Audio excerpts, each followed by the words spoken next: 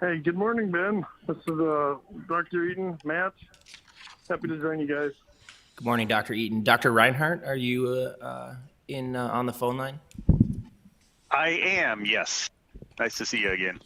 Great, great. So we do have a quorum. We do have all board members present. Mayor, if you'd like to call the meeting to order. Would you like to call the meeting to order? Oh, you're making me chair this. I thought you were my chairman on this. Not quite, not quite. We'll call the meeting to order. We have a short agenda today, but we need to go over the business at hand. I wanted to thank Ben and the team for presentations to the public. We talked about the butterfly issues throughout the community. A little disappointed we didn't have more people. It seemed like the day after that, we had a lot of people weighing in, and then when you finally go and address it, it's like we don't have as many, but have heard good things, and Commissioner Strand was very pleased, so. Yes, yep, I appreciate your kind words there. Yeah, we had an exhaustive couple of days and hours of my testimony during the course of the past 6 months, from here in Fargo City Commission chambers to a half hour of presentations at the city of West Fargo and elsewhere. So we, hopefully, don't sure if we changed many hearts and minds, but I think people have a better understanding at a bare minimum of what kind of complex challenges that we're dealing with, and we'll get into that as we move ahead into that more or less final agenda item where our non-target effects are coming into play. But first, to the board, our new member, I'd like to introduce Dr. Matthew Eaton. Dr. Eaton is a doctor of dentistry. He and his wife own a practice here in Fargo. It's Valley Dental, right, Doc? Yes. Okay, Valley Dental down on Gateway Drive here in Fargo. Dr. Eaton has been a longtime Fargo resident, graduate of Fargo Shanley High School, graduate of Concordia College in Moorhead, and received his dental degree from the University of Minnesota in Minneapolis. He also has extensive experience in mosquito control. He did research projects for Concordia University, I believe that was in 2003 or 2004, and then also has worked with Cass County Vector Control during his time at Concordia College as a seasonal lab tech and other positions. So his experience both in a professional setting and the actual mosquito control aspects of it is highly valuable to the board, and we welcome him to that. And I understand, Dr. Eaton, you might have to take off here relatively soon, so we're going to try and get into the business as ordered in front of us. Just to kind of work around the table here to make introductions. Dr. Joseph Reinhardt, again, on the board for a number of years. We have Dr. Tim Mahoney, Mayor of Fargo, and also a board-certified surgeon who has been on the Vector Control Board for a number of years now.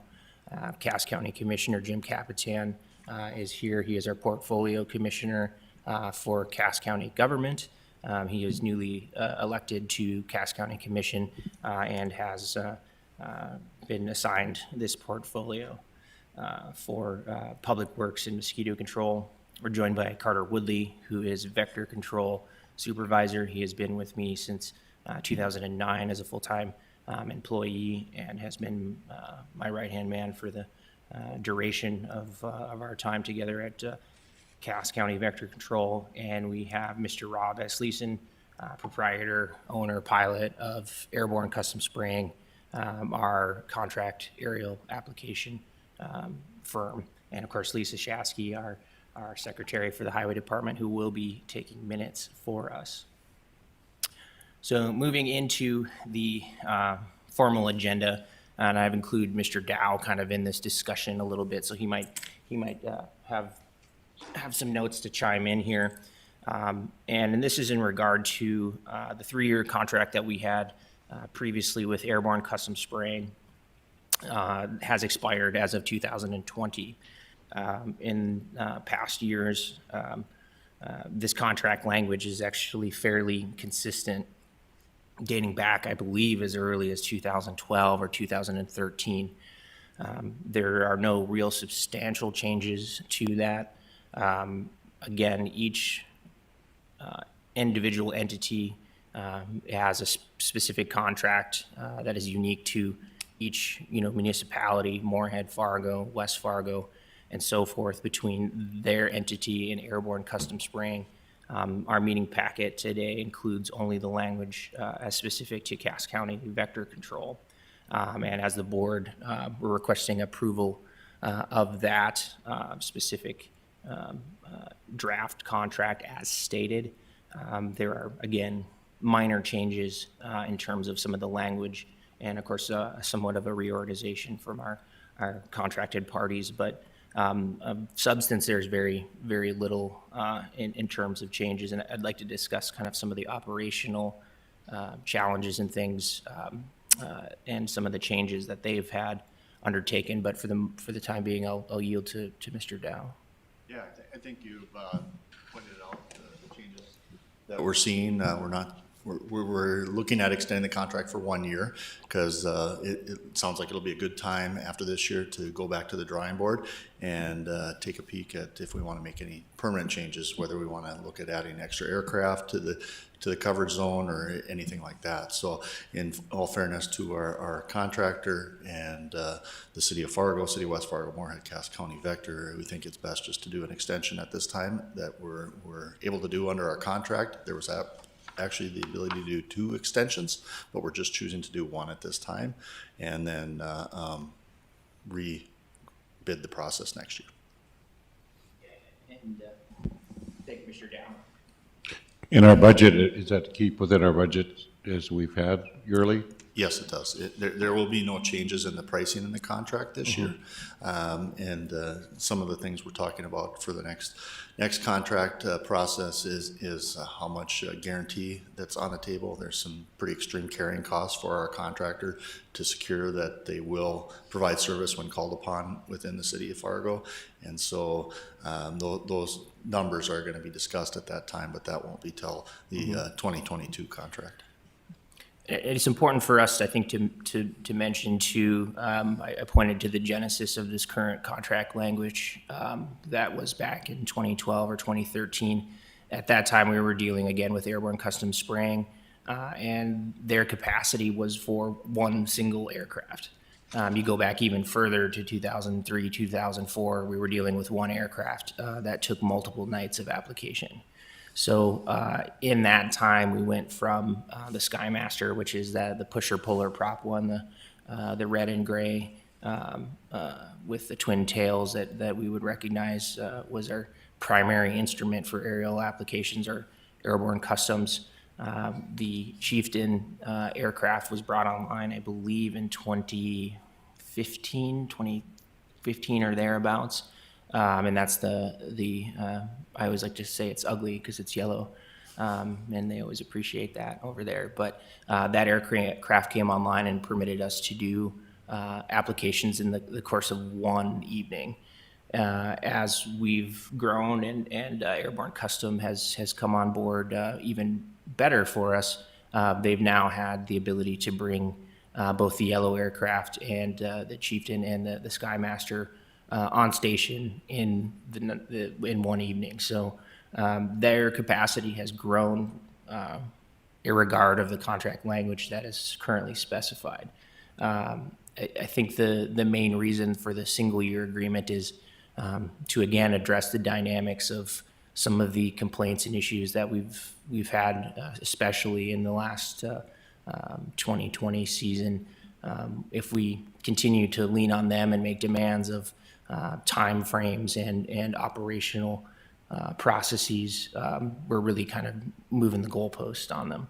I think one of the main consensus when we're dealing with non-target effects in Monarch butterflies specifically is augmenting maybe start and stop times in respect to some of those operational standards, which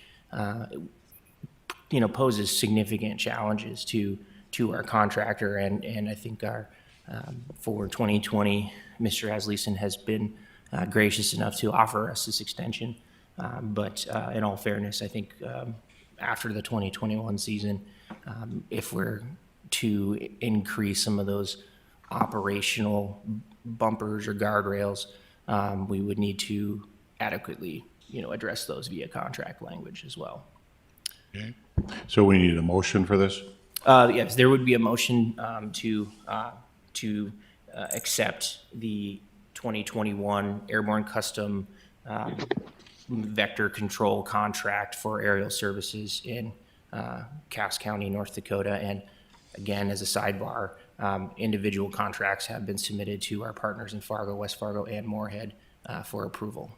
So Mayor, you will see ours as the city of Fargo is coming forward. Not this commission meeting. We were going to let anything settle out after the board meeting and the public meetings we had, and then we'll be putting on the commission meeting for the 22nd.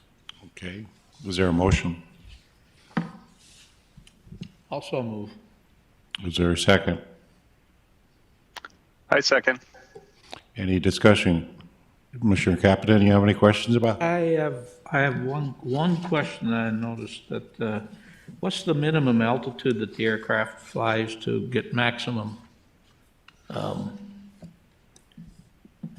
coverage for?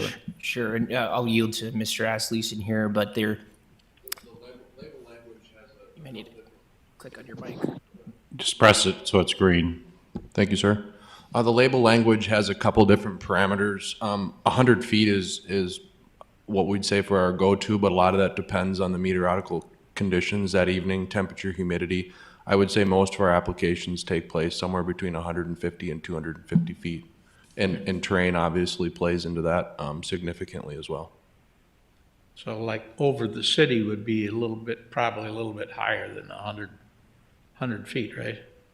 Well, when you're talking 100 feet, are you talking 100 feet treetops or 100 feet from the soil? I mean, some of the cottonwoods and things along the river corridor are 125 feet to begin with. So, I'd reference like a mean sea level from the airport, and we're about 150 to 200 feet over that pretty consistently. Now, if conditions change, we make minor changes along the way to compensate for that, along with offsets. You probably notice when you see a lot of our as-applied logs, I believe the contracted acreage is somewhere in that 45,000 acre mark. Is that correct, Ben? Yeah, that sounds accurate. And oftentimes you'll see us do a pretty significant upwind buffer in order to accommodate for some of those things. Yeah, very regularly, Airborne Custom has eaten the cost on some of those offsets, and the acres as applied are well in excess of the contracted amount. So, in order to perform coverage, and when we're dealing with clearly the complexities of atmospheric physics, we're dealing with inversions, we're dealing with wind patterns, and of course, I think it's worthwhile mentioning that we are in a Class C airspace with frequent flights inboard and outboard from our FedEx distribution center here in town, and of course our passenger terminal. So, not to mention light flight helicopters and general aviation that occurs in there. So it's a busy spot. The type of product can also weigh in on that heavily. Some of the work that we've done contracting for CDC after major hurricane events is required to use a product named Nailed, or often referred to as dibrome, and you'll fly significantly higher for that just because of the characteristics and the chemistry of the product. Do you avoid the downtown? Excuse me? Do you avoid the downtown? Block 9 is obviously quite high, but I mean, is there any need that we have to spray downtown, or do you guys just go around the urban Well, we area? kind of skate around it, if you will, because some of those obstacles are so high. If you find yourself 500-600 feet up in the air over those obstacles, you're really defeating the purpose anyway. So we can accomplish coverage in that area by just offsetting on the upwind side of it, and it's not as you won't have as many issues from a public standpoint. Mm-hmm. And of course, dealing with a kind of the, concrete and asphalt jungle that is downtown, we don't get a lot of reports of nuisance, and generally speaking, our data collection shows relatively mild, conditions in certain areas, in this part of the city. But that kind of omits Oak Grove trap site, which has been consistently one of our, I say, high performing trap. We see lots of numbers in there. So it can vary from block to block, mile to mile. But the aircraft performs great service for us in all of those types of terrains. Just for a reference point for Commissioner Capitan here, I vividly recall the flight elevation for Airborne Custom from a few years back down in South Fargo. If you look at Essentia Hospital, they are flying, I think, probably at the third or fourth floor of that building as they're coming in, or maybe a little bit higher, but they have to pull back and actually climb over that hospital to kind of avoid that. And that's one of those areas where there's not abundant canopy in that neighborhood specifically, so they're able to bring the aircraft down low, but to avoid obstacles, they're ducking and dodging. And I think that leads to a good point that maybe we can get into down the road, but operation of the aircraft in this Class C airspace with the obstructions, I think, is worth mentioning. But at this time, I think we have a motion on the table. Any other discussion? All those in favor say aye. Aye. Aye. Move motion carries. Thank you, gentlemen. Moving ahead here, we have contracts for our municipal partners. Primarily, I'm looking through those notes and those items. Those are very similar, almost identical for what we've seen over the past, all the way back to 2011, 2012 as well. Primarily a time and materials contract that we offer for the cities of Fargo and cities of West Fargo. The City of Moorhead contract is also included, and the City of Horace in this bundle of what we call enhanced larval control contracts. These main entities are our primary, top of the high priority in terms of the metro population, but also in terms of our revenue sources via property tax. City of Fargo and City of West Fargo take it on their own ambition to increase enterprise or utilize enterprise funds from water bills to supplement the coverage that we could offer just on our own in terms of those tax dollars. And specifically for the City of Fargo, there is zero change to the language of those of that particular agreement from our previous meeting where those were approved. We do offer a cost share between Fargo and West Fargo for what we are calling our extraterritorial space. We have consistently over the years treated these extraterritorial zones in primarily Reed and Stanley townships, just on our shoulders or flanks here in Fargo specifically. But when you look at West Fargo and Horace, we've recently have brought online larval control operations in Mapleton Township, just west of the Cheyenne diversion, on behalf, in coordination to the City of West Fargo and that cost share agreement. And the City of Horace as well has assumed the Warren Township sections just to their west across, again, the Cheyenne diversion to, again, increase and fund that larval control footprint. And that's all, those two areas, those two zones actually just came online this last year. So those applications, again, are funded primarily through these enterprise funds, and these additional challenges or recognize those additional challenges, and again, to try and supplement our larval control program. So by way of offering a motion, I'd like to kind of maybe split this up in two parts. First would be to, if there was a motion to approve contract language between the City of Fargo, City of West Fargo, and the City of Horace for those mosquito abatement agreements. Can I have a motion, please? Also move. Is there a second? I second. It's really nice when you have a small board because we don't have a lot of people else who can move the motions a second. Thanks, Joe. Any discussion? All those in favor say aye, please. Aye. Aye. Very good. Good.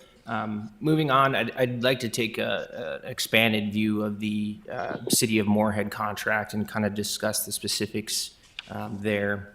The City of Moorhead, as as we might all recall, in 2014 and 2015 requested assistance in a contract with Cass County Vector Control and this Vector Control Board to essentially assume control of abatement activities within the city of Moorhead, which was a novel and somewhat unique challenge that, to my understanding, occurs nowhere else in the United States, where there is one mosquito control organization operating in 2 states.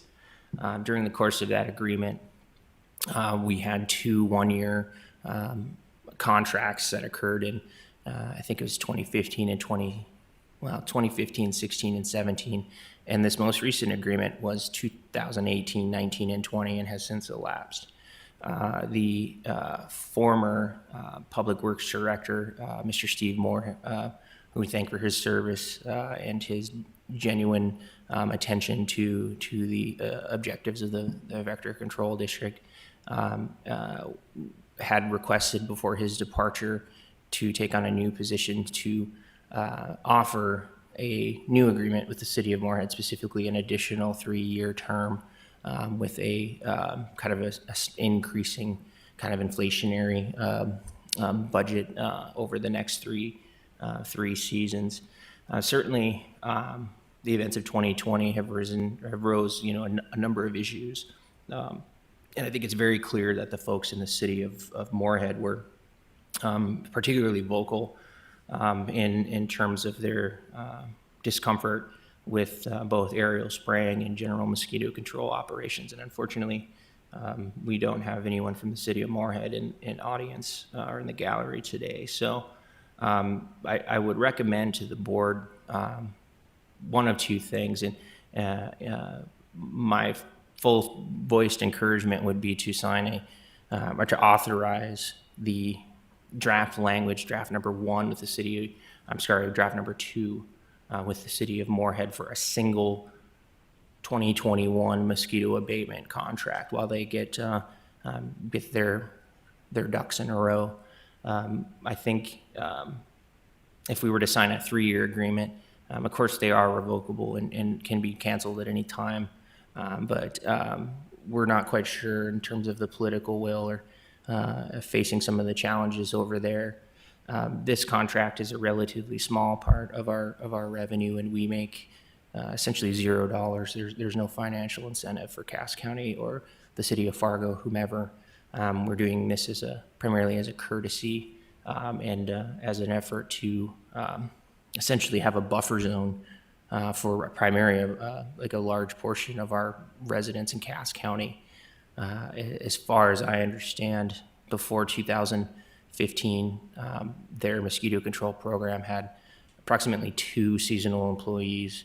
They had a handful of truck sprayers and things, and as I understand, it was run out of their Public Works Forestry division. And during those years, they would coordinate occasionally with our aerial applications, but we were unsure of their capacity for larval control, which clearly has been a big source of discussion. I think community members, especially in Moorhead, don't understand how much larval control type activities undertake. 80% of our operational budget our overall budget, not even operational budget, at Cass County is dedicated for larval applications of pesticides in standing water sites. So with that, at this stage, we would need approval from Moorhead City Council, of course, for this $115,000 contract in draft 2, and as well as the Cass County Commission. So this is essentially a vote of approval of one of these 2 options from the Vector Control Board, and for that submittal to both of those agencies. This contract amount for the city of Moorhead represents less than 10% of our operational budget. $115,000 or thereabouts is, compared to our $1.4 million operational budget, is relatively small. So I think with that, I would offer this motion that the Vector Control Board authorize the Vector Control Director to submit and approve of the draft number 2 contract to the city of Moorhead for submission to the Moorhead City Council and the Cass County Commission. Could I have a motion, please? Full motion. Is there a second? Any discussion? All those in favor say aye. Aye. Aye. Aye. Motion carries. Thank you, Mr. Mayor. And lastly, this is a more broad, open discussion in terms of non-target effects and the kind of the summary of the past discussions over the last 6 months that have occurred with numerous agencies, citizens, and our public hearings. I'll start off the conversation in saying that we have hosted 2 90-minute presentations and open houses, one just last night at the Umcum Center on behalf of the city of Moorhead, that yielded a handful of comments and some citizen feedback. Additionally, we hosted a meeting, I believe it was 2 weeks ago, here in city chambers. That was again published and televised, and you can find it on YouTube and social media and so on. That was open for comments and questions from the public, and again, a gallery here was available for in-person attendance. Last night, I think we had probably the most comments and feedback in those forums compared to the initial 90-minute presentation that we had here. But I think the primary questions are still somewhat lingering, and in my detailed conversations with the mayor and our board members, we've been interfacing. Cass County has been interfacing with a huge number of agencies and different advocacy groups to kind of explore the issues of monarch butterflies and non-target effects. Mr. Asleason has been instrumental in those conversations. And just to kind of provide a basic rundown of those conversations on 27 August of 2020, after we started seeing complaints of non-target effects, specifically with the monarch butterfly situation, I was immediately in contact with folks from North Dakota Department of Agriculture, Minnesota Department of Agriculture, as well as representatives from the Centers for Disease Control, the American Mosquito Control Association, among other colleagues throughout the country to determine, at least to get an understanding of, is this a one-off event? Has this occurred anywhere else? Is there any reason for us to acknowledge immediately with any sort of responsibility, or what kinds of messages need to go to the public? And through discussions specifically with folks in the Centers for Disease Control in Fort Collins and with AMCA, there was high level of skepticism in regard to, full-heartedly saying, yep, we did it. This was our problem. This was our fault. They, in fact, were vehemently opposed to that conclusion without any real evidence. And quite frankly, that opinion is still out there in the scientific community. The folks from, our pesticide manufacturers and elsewhere are confident in the process and the pesticide applications as is authorized by these labels, that non-target effects, especially on an organism as large as a monarch butterfly, should be negligible. The droplet size, the spectra that we're dealing with, the dosage of the product and so forth is really meant to only harm an insect that is the size relatively of a mosquito. So it really, when people want to look at this, it's dose plus exposure that creates the toxicity. So it really boils down to that. Given that we know specifically and have been approved or have been investigated by 4 different state agencies in North Dakota and Minnesota, that all of those specifications were met. Our product was applied as specified. We had the droplets that were of the right spectra, of the right micron size, and that all of those processes, approvals and justifications, essentially were, above the board. No real reason to challenge that, and in fact, 0 violations were issued of wrongdoing or failure to comply with federal and state pesticide application laws. So that was a fairly significant relief to at least move through that, and that was again, I had 0 doubt that the application was performed to specification, and all of those regulatory hurdles were definitely cleared.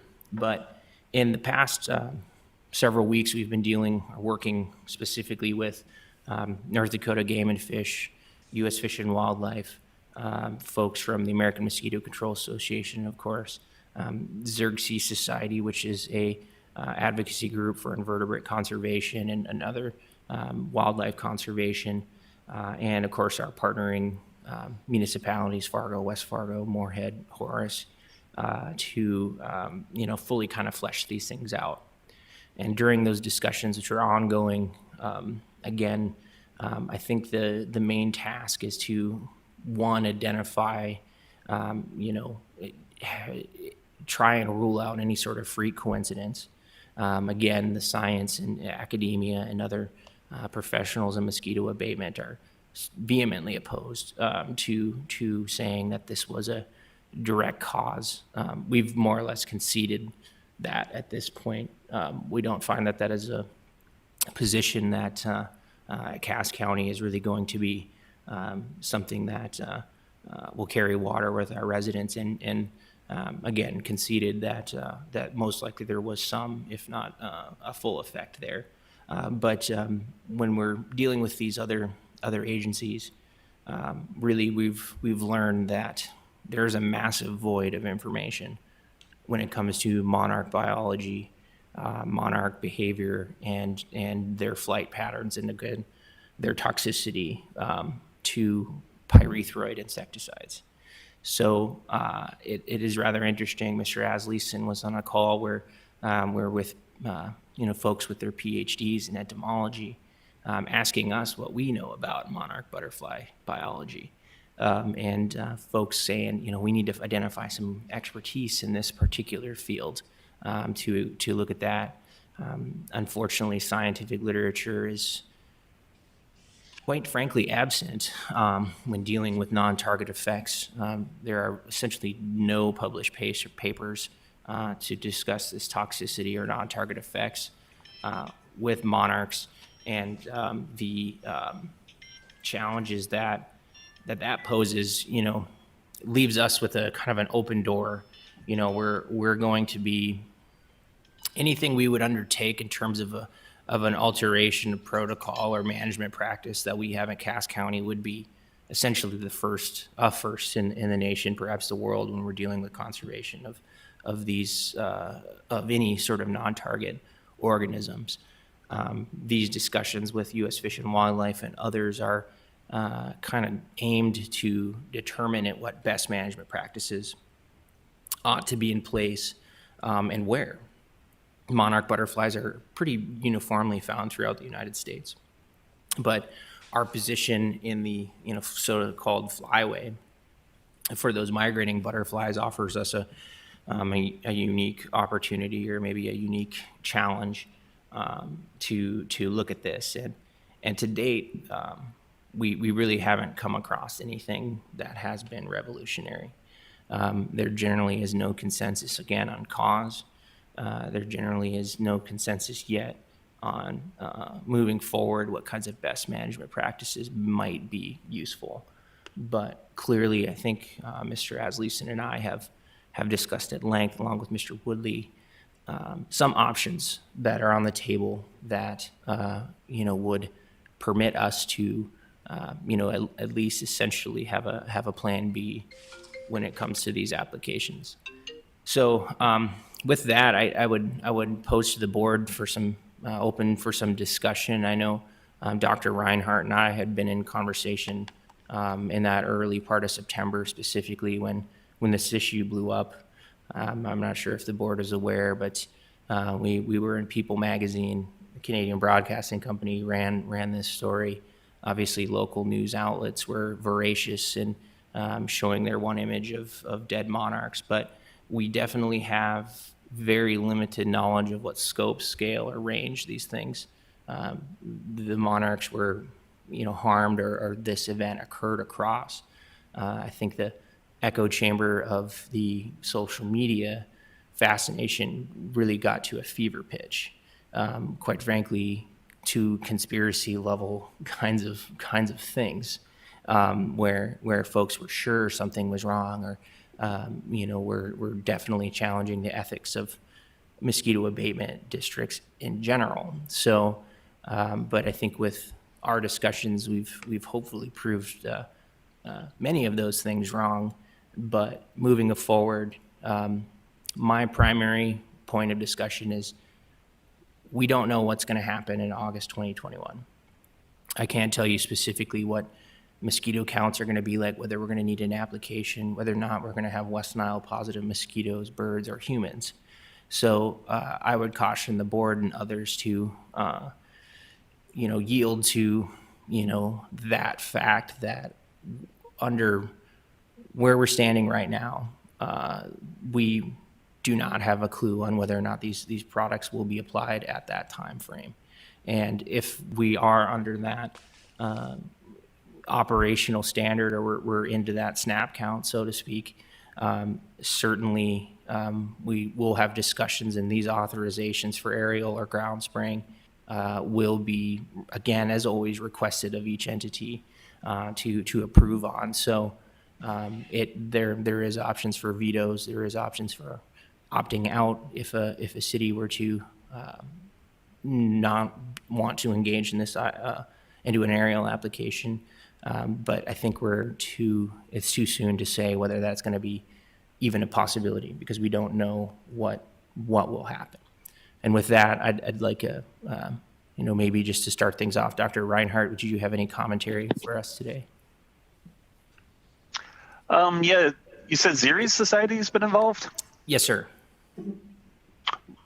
What's their take? They tend to be, they push conservation pretty hard, so I'm curious to hear what they said.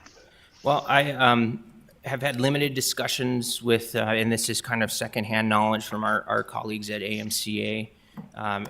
Angela Beeler, formerly known as Angela Ballant, my predecessor at Cass County Vector Control as the director, has been kind of the lead person for the American Mosquito Control Association as regulatory and legislative liaison. And from what I understand, both monarchwatch.org and Xerces Society are open to discussion. I mean, no one's outright in either one of those instances come in and said that, oh, you guys did this and you need to be ashamed of yourselves or something. Dr. Chip Taylor from monarchwatch.org through one of his staff members in Kansas actually reached out to us just a few weeks ago and offered some light suggestions on peak monarch migration. I believe he identified essentially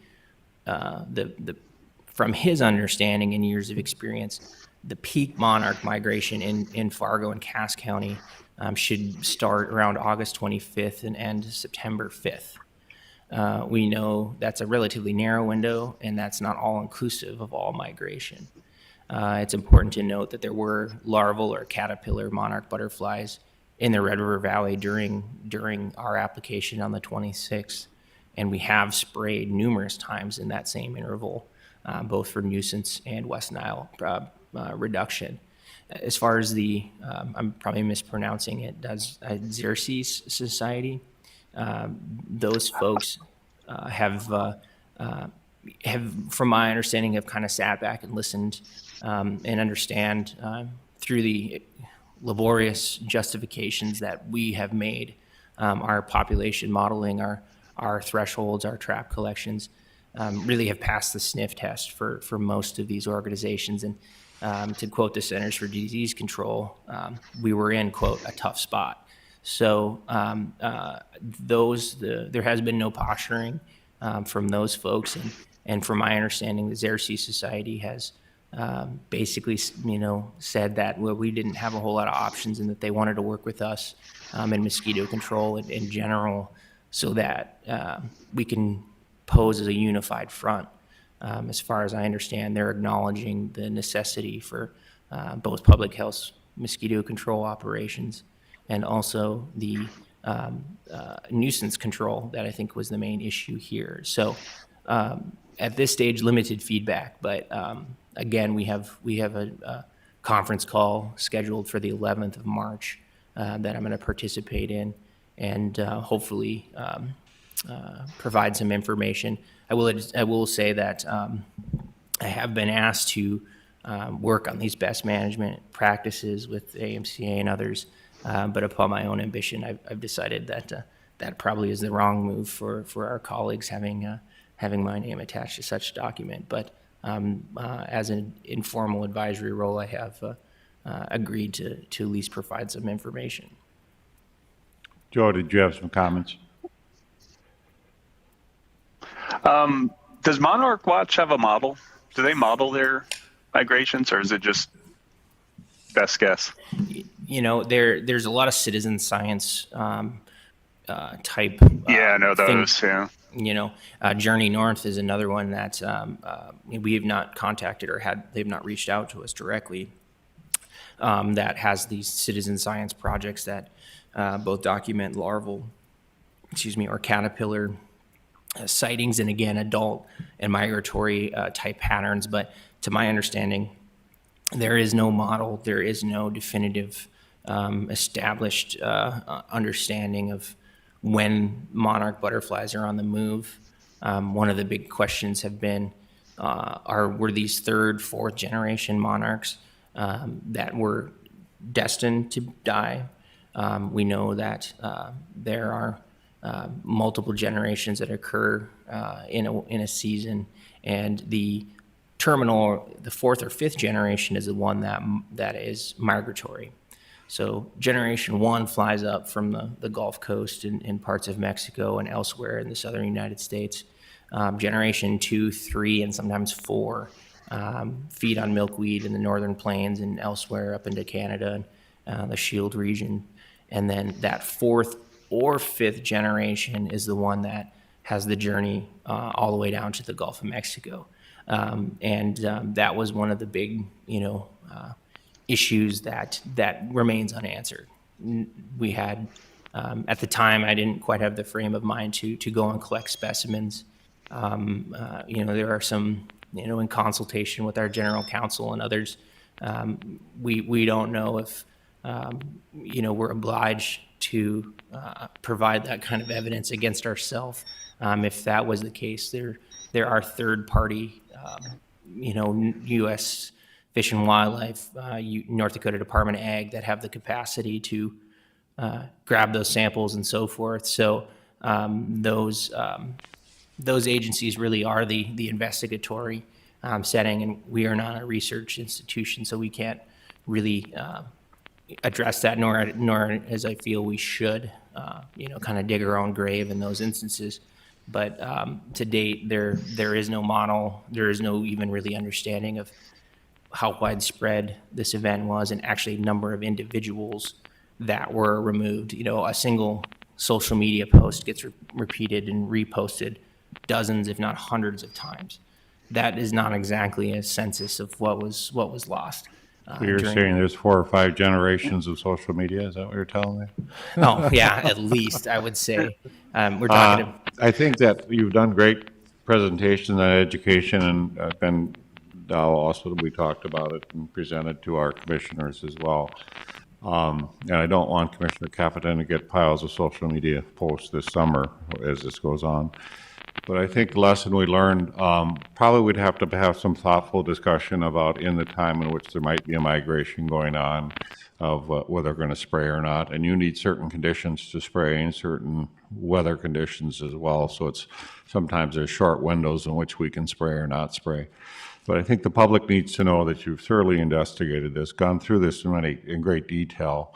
And we will take into account on our mosquito spraying the monarch migration and try to work around that migration as it comes through.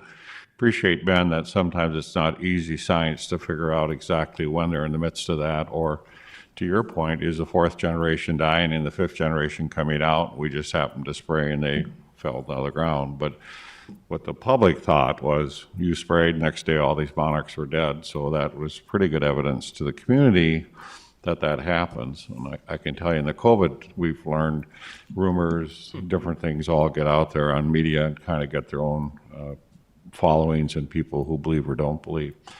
But I think in our discussion, in our team, is that we will strongly, as a board, and Joe, I may ask this, is we may call a board meeting during that time just to have a discussion so everybody feels comfortable, Ben, with what's going to go forward. And the team doesn't necessarily have to take all the political heat that comes out of that, and or we feel that we've had an opportunity to weigh in. I think, Commissioner, you'd like to at least have a say in that so that if somebody calls, I can say, well, I as mayor didn't want to do it, but Commissioner Capitan wanted to, go call him. No, but I mean, I think we'd all like to have Joe Reinhardt's input and Jim's and myself, just so that we feel that it's thoroughly discussed. We went over it, and all of us as a group said, no, this is an opportunity. We're worried about West Nile virus or something else is going on in the community. We feel we have to do that. Because on the other side, what Ben and I talked about, if we're not going to spray, we have to instruct the community what they need to do for their own protection and what they need to do in their yard, and what they need to do with their children. And so it flips us into a public relations discussion at that point of what we're going to put out the county and the city and Moorhead and Horace and everybody, West Fargo, of how, okay, we're not going to spray, here's what you might notice, but give us a week and we'll spray next week, or we're going to do something else, Ben. But I think, that you've thoroughly evaluated this, thoroughly gone through everything that we can do on this right now. And I would just put forth to the board at some point, if we get into this type of situation in the future, we may call an emergency board meeting and have a discussion and decide what to do. Mr. Captain, does that sound reasonable? Yes, it does. One of the things I was going to bring up too is that a lot of the people, the public, overly concerned about what they saw with the monarchs being killed and that type of thing. But what they didn't realize, that I don't think they do, is during their migration, as many, if not more of them, were killed by vehicles. Mm-hmm. I mean, I went through, my car was just plastered with them. I mean, and you can't avoid it. So if one car can eliminate 15 to 20 of them, up and down the interstate, take that times every other vehicle that's traveling. And it was astounding to me that where are all these butterflies coming from? Mm-hmm. And it wasn't just last year. It seems like every other year, every third year, it seems like there's an overabundance of monarch butterflies. Mm-hmm. And those, thank you for the comment, Commissioner Captan. Those observations are very valuable and actually are very enlightening for our folks at U.S. Fish and Wildlife. As we know, monarch butterflies are in the category of critically endangered, which is essentially the step underneath an endangered species, which would fall under the Endangered Species Act. So think of your bald eagles and your polar bears and those kinds of things. Just recently, Congress and U.S. Fish and Wildlife have started classifying insects, pollinators specifically, for conservation efforts. And in the discussions with U.S. Fish and Wildlife on a national scene, there are certainly challenges when dealing with monarchs. When we're talking rusty patch bumblebee, which is another endangered species of insect that we have within actually North Dakota and Minnesota, just like other endangered species, they're able to establish what is called critical habitat. So if you go down to the Cheyenne grasslands, the national prairie lands that are set aside, those areas are, very much no spray on behalf of, critically threatened and in fact endangered species. Monarch butterflies, if you were to paint them with this Endangered Species Act designation. Now it's kind of elevating them to, the same level of shooting a bald eagle, for instance. And the U.S. Fish and Wildlife is unable to identify a critical habitat because there is this big flyway. I think it's important to note that as an urbanized area, we've asked, and I have asked U.S. Fish and Wildlife, is that if you're unable to identify a critical habitat, perhaps they could look at a non-critical habitat and say urban areas with high population density and so forth would not be, we're not exactly ideal for conservation of anything.